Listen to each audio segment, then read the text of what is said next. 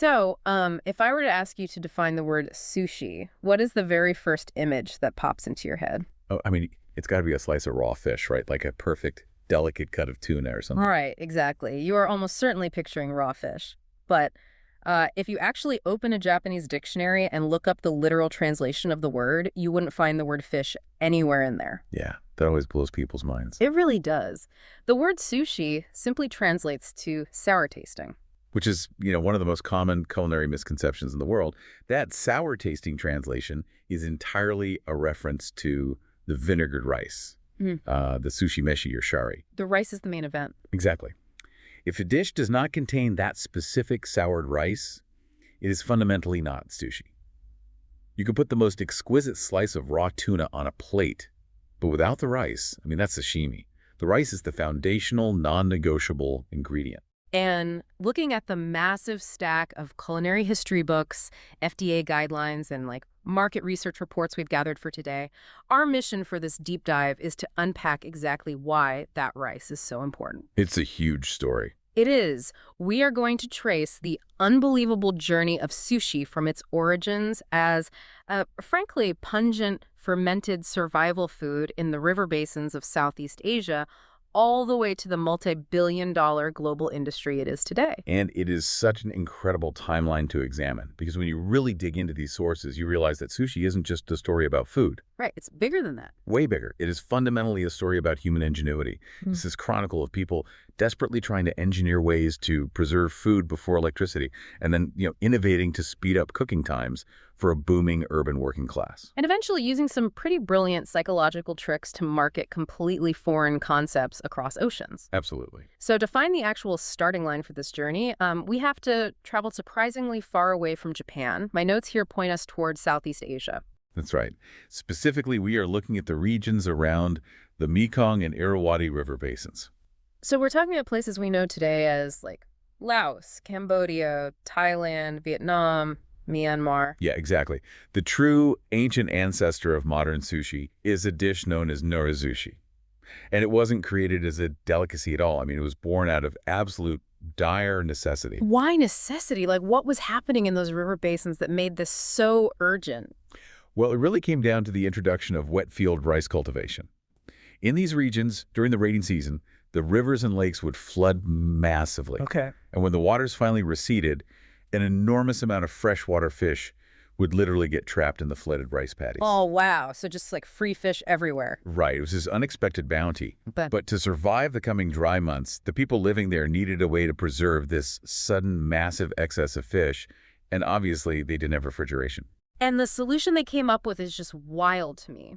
The reading says they would gut the fish, pack it entirely in salt and cooked rice, shove it all into a barrel, weigh it down with a heavy stone, and just leave it there for months. Just let it sit. Yeah. I have to be honest, if I leave cooked rice and raw fish in a barrel at room temperature for 6 months, my brain says that becomes a biological weapon, not a meal.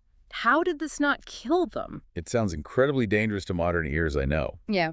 But they were actually harnessing a highly sophisticated biological process, which is lactofermentation. Okay, break that down for me. So when you seal that rice and fish under pressure, naturally occurring bacteria begin to consume the starches in the cooked rice.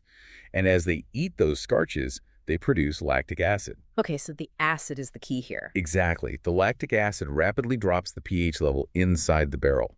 It creates this highly acidic environment that pathogenic flesh-rotting bacteria simply cannot survive in. So it's like a shield. Exactly. It effectively creates a microscopic fortress around the fish. By doing this, you could keep fish perfectly edible for up to a year. That's amazing. It is. But there is a massive catch to this early process. When a family finally opened the barrel a year later to eat, they would pull out the preserved fish, scrape off all the fermented mushy rice, and throw the rice in the garbage. Wait, they threw the rice away. Threw it right in the trash. The very ingredient that literally gives sushi its name today, the sour rice, was originally just the disposable packaging. That's exactly what it was. It's essentially like maintaining a funky, incredibly pungent sourdough starter, not because you want to bake bread, but because the acid in the dough creates a biological shield for a piece of fish, and then you just toss the dough in the trash. That is a brilliant analogy. Yeah. Yeah, the rice was purely a chemical tool. Mm. And that is exactly how sushi remained for centuries. So when did they actually start eating it? Well, it wasn't until the process migrated to Japan and reached the Muromachi period, which spans roughly from the 1300s to the late 1500s, that we see a shift. The Japanese developed a style called naminare, which translates to partially fermented. So they just got impatient. Essentially, yes. They shortened the fermentation period from a year down to just a few weeks. Okay. Because they didn't wait for months, the rice didn't break down into a complete acidic paste. It remained structurally intact and edible.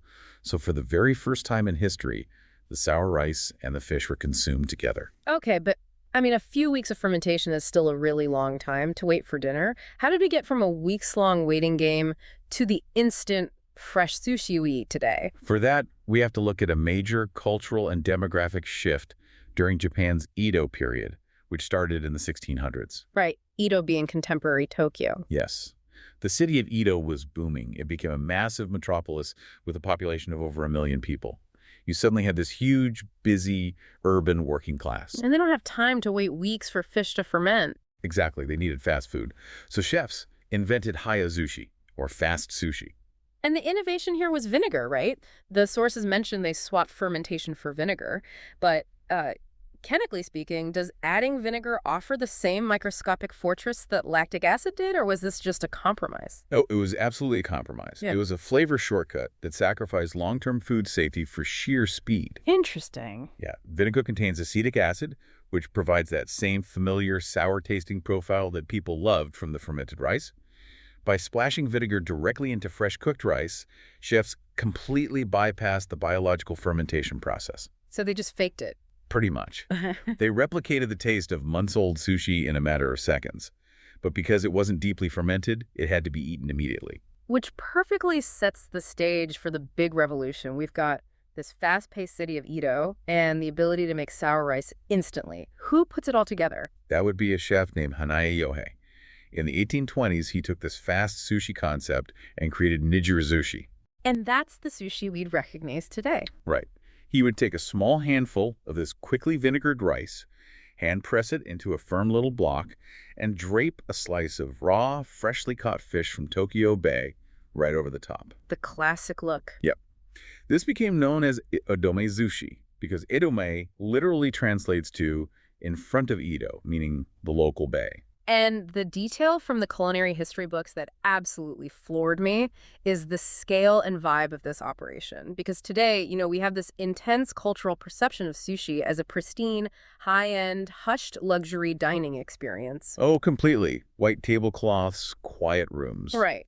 But Hanae Yohei's invention was essentially the hot dog cart of 19th century Tokyo. He was serving it out of mobile street stalls, and the portions were massive, about 3 times the size of a modern piece of sushi. Yeah, they were huge. You'd literally walk up on your lunch break, grab a giant ball of rice and raw fish with your bare hands, scarf it down standing up, and go right back to work. It was the ultimate working class fuel. And they even used a specific type of red vinegar made from sake leaves, which gave the rice a distinct reddish-brown color and a really bold, umami-rich flavor that stood up to the strong taste of the local bay fish. So we have this massive street food culture established in Edo, but a guy hand-pressing giant rice balls at a street cart is still a deeply artisanal process. How does that turn into the mass-produced, hyper-efficient, globally standardized restaurant industry we see today? Well, the answer to that arrived in the middle of the 20th century, and it required applying the principles of industrial manufacturing to traditional food. We have to look at a man named Yoshiaki Shiraishi. Okay, what did he do? In 1958, in the city of Osaka, he opened a restaurant called Genroku Sushi. It was the world's very first Kitten sushi, which translates to conveyor belt sushi. The mechanics of the conveyor belt system are so brilliantly simple, yet so disruptive. You walk in, sit down, and there is a mechanical belt snaking through the entire dining room, carrying plates of fresh sushi right past your face. And if you see something you like, you just grab it. But the real genius, according to the market research, wasn't just the delivery, it was how they tracked the bill. Precisely. Shiraishi implemented a system of color-coded plates. Each color corresponded to a different price tier. So you don't even need someone to take your order. Exactly. It removed the need for waitstaff to take orders or track items. Well, When a customer finished eating, the cashier simply counted the stack of brightly colored plates left on the table. that is so efficient. It gets better. By the early 1970s, they had even engineered automatic hot water and tea dispensers directly into the tables, reducing the overhead for staffing even further. Let me push back on this for a second, though. You take a craft that relies on a master chef assessing the fish, pressing the rice to the perfect temperature, and serving it directly to the customer's hand. Does mechanizing that process and putting it on a literal factory line ruin the prestige of sushi? That is the core philosophical debate in modern Japanese cuisine, actually. But the market data suggests it didn't ruin the prestige at all. It just splintered the market. Well, Shiraishi's conveyor belts actually saved the original vision of Hanaya Yohei. As Japan modernized and high-end sushi restaurants moved indoors and became increasingly expensive, Kaiten Sushi ensured that sushi remained an affordable, everyday meal for the general public. Oh, I see. It democratized the food. Exactly. By 2021, conveyor belt sushi had exploded into a 700 billion yen industry in Japan alone. But while conveyor belts conquered Japan, spreading this cuisine across the ocean to the west required a completely different kind of innovation. Because a conveyor belt doesn't help if the people in the restaurant are terrified of the food itself. That's exactly the problem they faced. When Japanese chefs began opening restaurants in North America in the 1960s and 70s, they hit a massive cultural wall. People were grossed out. Yeah, Western diners were largely repulsed by the idea of raw fish, but they were particularly put off by the seaweed. The nori. Yes, the dark green, almost black sheets of dried algae used to wrap traditional rolls, known as makizushi. I mean, think about it. To an American in the 1970s who grew up on meatloaf and potatoes, a sheet of black algae wrapping their dinner was completely alien. So looking at the historical accounts, how did the chefs get around this? There are a few competing claims on who exactly engineered the solution. Many point to Ichiro Mashita at a restaurant in Los Angeles' Little Tokyo in the 1960s, while others credit Hidekazu Tojo in Vancouver in the late 1970s. Either way, someone had a stroke of genius. They really did. But whoever it was, the mechanical hack they developed was the uramaki, the inside-out roll. This is such a brilliant psychological trick. Instead of wrapping the rice and filling inside the black seaweed, they just flipped the architecture. Yep, they hid the seaweed. They hid the intimidating black nori on the inside, wrapped tightly around familiar ingredients like crab meat and avocado, and put the white, unthreatening rice on the outside. It completely changed the visual psychology of the dish. They made it look approachable. The California roll became the gateway drug to sushi for the entire Western world. And it worked so well. It really did. Mm-hmm. But what's truly fascinating is that this exact realization that you can manipulate the presentation of sushi to bypass cultural hesitation paved the way for the biggest, most shocking deception in the history of the cuisine. Okay, this is the part of the research that absolutely shattered my worldview. If you walk up to anyone on the street right now and ask them to name the most traditional, iconic Japanese sushi fish, almost all of them will say tuna, and then they will say raw salmon. Oh, without a doubt. The bright orange fish with the white fat lines. But raw salmon sushi is not an ancient Japanese tradition at all. Not even close. It is a completely modern invention. Now, to be clear, the Japanese have been eating Pacific salmon for thousands of years. Right, they had the fish. Yeah, but historically they almost never ate it raw. Wild Pacific salmon is notoriously prone to carrying dangerous parasites. The Japanese understood this risk implicitly, so for centuries, salmon was strictly a fish that was heavily salted, cured, or cooked thoroughly. So if the Japanese thought raw salmon was essentially poisonous, how on earth did it become the centerpiece of every sushi menu from Tokyo to New York? It is the direct result of a 1980s Norwegian corporate marketing campaign. I still can't get over this. Walk me through how Norway gets involved in Japanese street food. Well, it started in the 1960s and 70s. Norway had perfected the process of aquaculture specifically, farming Atlantic salmon in massive ocean net pens. Okay. This farmed Atlantic salmon had distinct biological advantages over wild Pacific salmon. It had a higher fat content, which gave it that buttery texture, and crucially, because of the controlled diet in the farms, it was entirely parasite-free. Okay, so they have safe, fatty salmon. They did, and they were so successful at farming it that by the 1980s, the Norwegian government was sitting on a massive, rotting surplus of salmon, and they had barely a fraction of the domestic population required to eat it all. They desperately needed an export market. Enter a man with a very non-Japanese name, Björn E. Olsen. Yes. In the late 1980s, Olsens was a Norwegian businessman tasked with solving this surplus crisis. He looked at Japan's massive seafood consumption and saw an opportunity. So he just flies to Japan. He traveled to Japan, partnered with a major Japanese food supplier named Nishire, and pitched a wild idea. Our farmed Atlantic salmon doesn't have parasites. It's fatty. It's safe. You should serve it raw as sushi. And the Japanese market must have thought he was insane. They absolutely hated it at first. The culinary establishment argued that salmon smelled wrong, the color was strange, and the cultural stigma against raw salmon was just too deeply ingrained. I mean, they'd spent centuries avoiding it. Right. But Olsen and his corporate partners relentlessly pushed a massive multi-year advertising campaign. They subsidized the fish, pushed it into the conveyor belt restaurants we talked about earlier, and marketed it directly to younger consumers who were less bound by tradition. And it worked. They literally brute forced a brand new tradition into existence. It absolutely blows my mind that when you order a salmon roll today, thinking you are participating in an ancient Japanese culinary ritual, you are actually just eating the residual success of a Norwegian boardroom trying to offload surplus fish in the 1980s. It is a masterclass in global marketing. But your mention of those wild Pacific salmon parasites brings up a very real, very terrifying modern question. Right. Because even if farmed salmon is safe, we still eat hundreds of thousands of tons of wild-caught fish as sushi every year. If wild fish naturally carries parasites, how are we eating it raw today without creating a massive global public health crisis? The modern safety net has nothing to do with the chef's knife. It relies entirely on industrial science and rigorous government regulation. What kind of regulation? If we look at the FDA guidelines in the United States, for example, there's a very strict rule. Almost all wild fish intended to be consumed raw must undergo a super freezing process. Super freezing? How cold are we talking? We are talking about flash freezing the fish down to extreme temperatures, often as low as -60 degrees Celsius or -76 degrees Fahrenheit, and holding it there for extended periods. Wait, so that fresh sushi I'm eating isn't actually fresh out of the water, it was frozen solid. It absolutely has to be. Yeah. The mechanics of that extreme temperature drop are critical. When you flash freeze fish that rapidly and that coldly, it creates microscopic ice crystals that physically puncture and destroy the cellular walls of dangerous parasites like Anisakis roundworms and tapeworms. That is so cool. It kills them instantly, but because the freeze is so fast, it doesn't turn the actual meat of the fish into mush.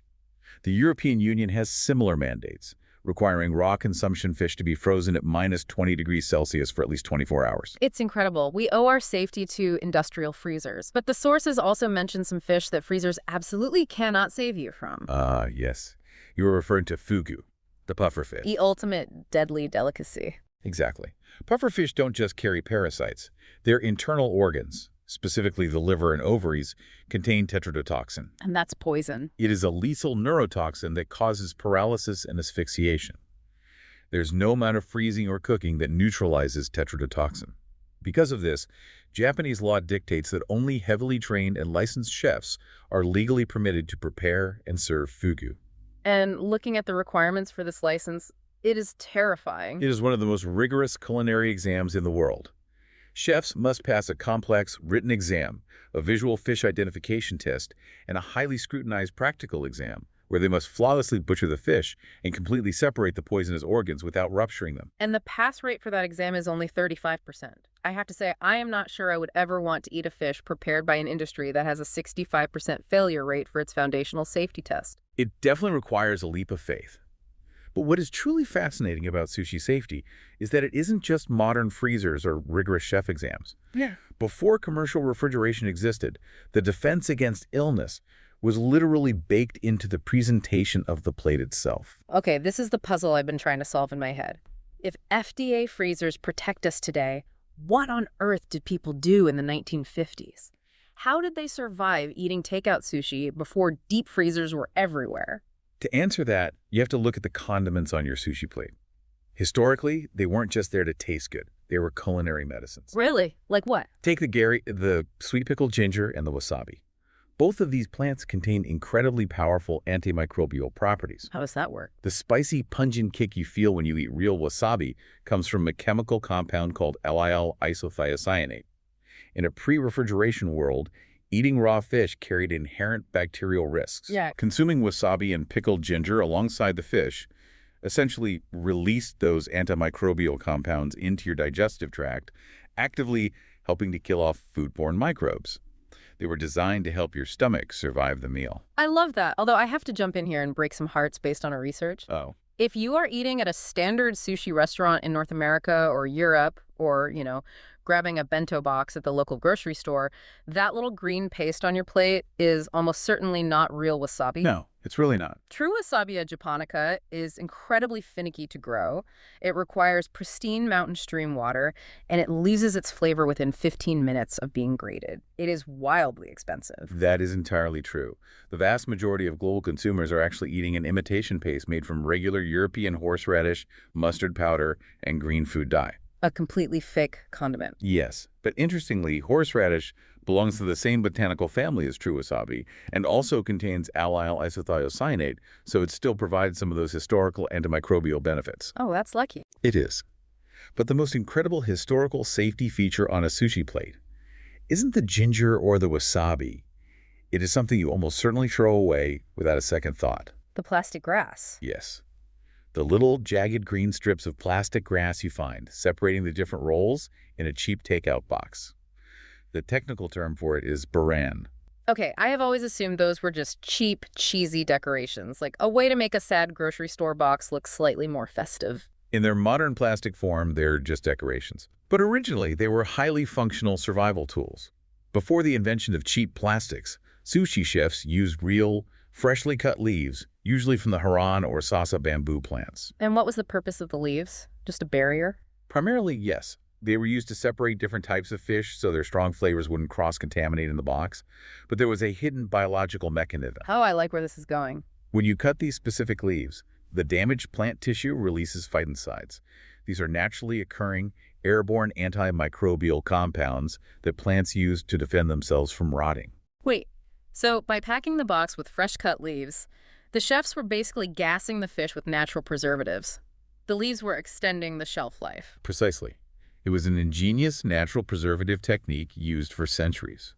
But as we moved into the 1960s and 70s, commercial supermarkets rose in prominence and refrigeration became the standard. The refrigerators were now doing all the preserving. Exactly. The labor-intensive process of sourcing and hand-cutting real, expensive leaves became totally unnecessary. But people expected to see green leaves in their sushi box. So they just swapped the real functional leaves for cheap plastic strips to maintain the visual tradition. I love this so much. It is the perfect analogy. The plastic sushi grass is a skeuomorph. A skeuomorph. Explain what you mean by a skeuomorph. In design, a skeuomorph is a derivative object that retains non-functional design cues from the original, purely so people feel comfortable with it. Oh, I see. Yeah, the most famous example is the save icon on your computer. It's still a picture of a floppy disk, even though nobody has used a floppy disk to save data in 20 years. The plastic grass in your sushi box is a culinary floppy disk. It's a design relic of a past survival technology that we now manufacture purely for the aesthetic. That is a phenomenal way to look at it. Yeah. And when you pull back and look at all these elements together, the rice, the salmon, the freezers, the plastic grass, it really brings the entire history of sushi into crystal clear focus. It really does. Because the journey we've just unpacked from our sources is nothing short of epic. We started in the flooded river basins of the Mekong, where people were fermenting rotting fish and rice just to survive the winter and throwing the sour rice away. And then we traveled to 19th century Tokyo, where a chef shortened the process with vinegar to feed a booming working class from a street cart. Right. From there, the delivery was mechanized on conveyor belts in Osaka to keep prices low. The presentation was turned inside out to appease squeamish Westerners in California.